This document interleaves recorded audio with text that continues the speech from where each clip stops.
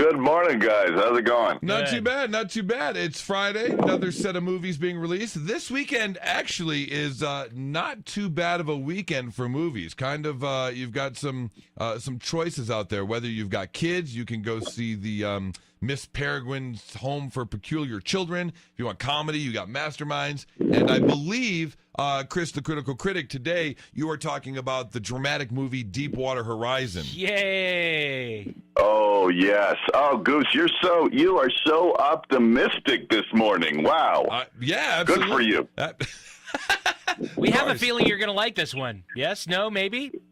It's Mark Wahlberg. Well, how can you not like Mark Wahlberg? let's just see how this thing goes, okay? You guys ready? Yeah. What do you got to say about Deepwater Horizon? All right, well, check it out. Look, this thing is based on true events that occurred on a BP oil rig in the Gulf of Mexico on April 20th, 2010. This story chronicles what would become the biggest man-made disaster in world history. That is until they made this movie, okay? Seriously, there is no amount of nets or absorbing material that could clean up the stain that is this movie, guys, all right? Listen, Mark Wahlberg's performance is so bad, at one point I thought I was watching Donnie Wahlberg, okay?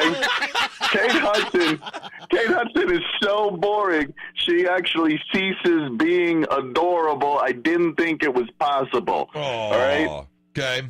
Anyway, the movie is named after the actual oil rig, Deepwater Horizon, which was clearly the first mistake in this true story, okay? Nothing good happens in the ocean to massive machinery called Deepwater Horizon, guys.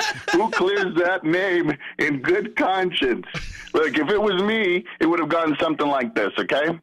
Oh, hey, well, Bob, these plans to build this oil rig look great. Uh-huh. Hey, what are you naming it? What's that?